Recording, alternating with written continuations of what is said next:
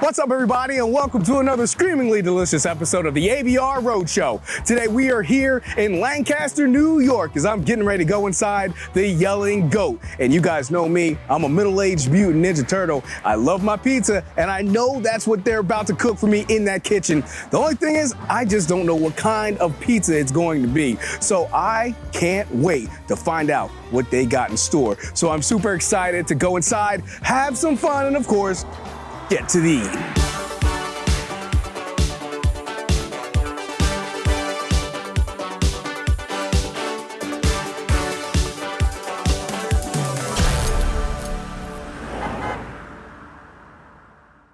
Okay, so I know I'm going to get my pizza, okay? Middle-aged mutant Ninja Turtle, know I'm going to get my pizza. Question is, what kind of pizza am I going to get here at the Yelling Goat? Colin, man, what am I about to get? You're about to get a spinach, bacon, and goat cheese pizza. Whoa, I mean, goat cheese pizza, Yelling Goat kind of makes sense, right? It does, yeah, it does, yeah. Why'd you choose this pizza today? It's a very aesthetically looking, pleasing pizza, you know what I mean? You got the dark green from the spinach when it wilts down in the pizza oven, but then you got real nice white on top of that through the goat cheese. And then you've got bacon, and who doesn't love bacon? You know what I mean? Good question. It's a fantastic looking pie, and on top of that, it's just delicious. If I remember correctly, it's probably our second, if not our top selling pizza that we do here. Really? Even more so than a regular cheese and pepperoni. Wow, Yeah, that's shocking, actually. Yeah. Well, I mean, I'm always down for a different flavor. I've never had goat cheese with spinach and bacon on the pizza, so I'm really excited to see what this tastes like. Well, I think you're gonna like this one. I think you're gonna like it. Okay, so my guy Griff just pulled out this delectable looking pizza. I can't wait to try this bad boy. I mean, this is a pretty pizza. You're right. It's a good looking pie, ain't it? Yeah. Very pretty looking pizza, man. That is beautiful. It's a good one. Yeah, I'm a fan of this. Good. I'm definitely a fan of this. I like your crust. Got a nice crisp on that crust. Yes, sir. On top of that, I was a little afraid that the spinach would be a little intrusive, but when it cooks down, especially when you got those caramelized onions on top of it, it just kind of blends in with the flavors. It's a beautiful thing. Absolutely. Then that goat cheese, great choice to go along with this. This is an excellent pizza. I'm having fun eating this. This is a fun pie on top of being absolutely delicious. Man, thank you, Colin. I appreciate you so much. Griff, appreciate you. Yeah, thank you. Yeah, man. So I'm gonna go sit down, get to know this pizza a little more, and then after that, you and I, we're gonna sit down, got a couple more dishes. We got some short ribs, and what we got? We got a corned beef Reuben. Corned beef Reuben, baby. Sounds like my kind of party, baby. All right. Yeah, let's go. We'll be back. Sounds good, sounds good.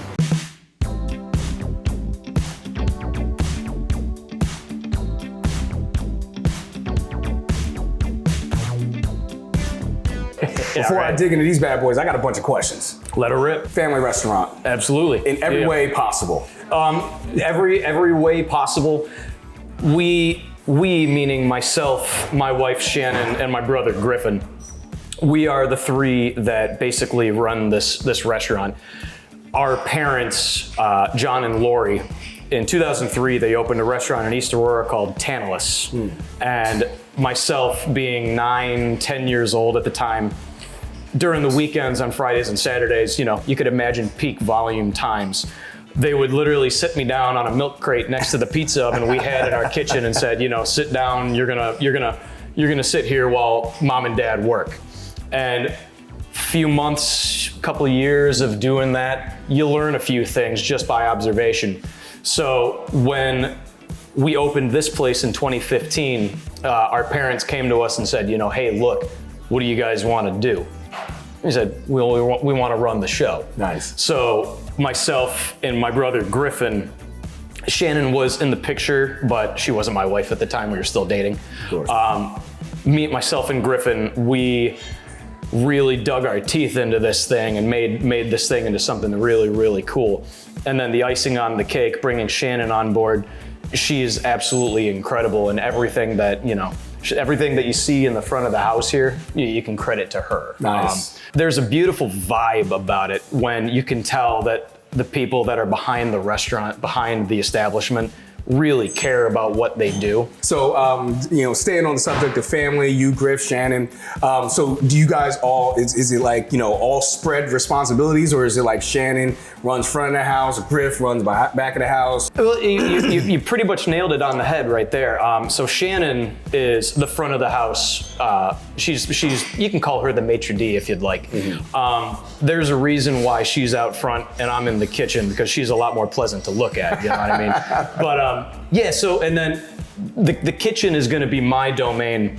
And those who have been involved in running a kitchen know that you need to have solid people to run it. That's where Griffin comes in. Everything, the bread that we serve during dinner to the dough that the pizza that you had earlier comes on. Griffin makes all of that. So that's very much his creation. And then on top of that, he's my right-hand man when I say, hey, look, I need help doing X, Y, and Z. He's there, you know what I mean? He'll if I tell him, you got to come in at 2 a.m., he'll be here, So people like that, you can't take for granted. No. And the delegation of responsibilities, I like to think I'm kind of the brains on steering this ship, but also at that same time, they're also helping me do that, Absolutely. You guys have some stuff that keeps people coming back. And keeps them coming back for more. It ain't just the food, ain't just the staff. You guys have a good time here. Oh, absolutely. You mentioned to me earlier about like beer dinners or something like that. Oh, absolutely. Yeah. So it's something we do. It's the last Monday of every month. Sometimes we skip a month due to proximity to the holidays. Thanksgiving and Christmas, for example. Right. We'll take off November and December. But what we'll end up doing is at the last Monday of every month, it's an event by reservation only. It's a totally different menu than what we have to offer for people. It's stuff you can only get at this beer dinner. By reservation only, we bring in a brewery, either a regional or a national brewery. This past month, we did Talea from New York City. Okay, y'all got that on draft, don't you? Yes, we do. Yeah, I saw that. Yeah. We did Talea from New York City. This coming month, we're doing Ghost Fish. So what we'll do is, it's a 4-course meal. Each course, you get a salad, an appetizer, an entree, and a dessert. Each course is paired with a beer that's brought to us from this brewery. They always bring us some stuff to raffle away, giveaways and stuff like that. Get some swag or something. Yeah. T-shirts, pint glasses with the logos on it. So it's really fun. And it's always the last Monday of every month, and we've kind of got a culture and ecosystem of people that come to those as well, I love that, man. I mean, you got a lot to be thankful for. This is a beautiful place. But now it's time to get to the eating. All right, I'm not going to insult anybody's intelligence right here. Obviously, we got a Reuben. Tell me what's special about this Reuben. So the corned beef Reuben, we braise it. We braise it in our pizza oven, the same oven that prepared that pizza that you had earlier. The beautiful thing about that is that the tail end of the night, when that pizza oven rolls at 550 degrees, what we'll do is we'll turn the pizza oven off, and then immediately when the pizza oven gets turned off, the corned beef with its seasonings and the braised liquid that we use for it goes into that pizza oven, and because the pizza oven is still hot, the water that it's in starts to boil. And I like to think cooking it in our pizza oven was a cheat code, So maybe it is, because I'm not gonna lie, this is super tender. Yeah, it's beautiful. That was the first thing that popped up in my mind when I took a bite out of this. Super tender, great flavor to that. Thank you. Love the seasoning on top of that. Your bread as well. Sometimes rye gets on my nerves. Sure. All right.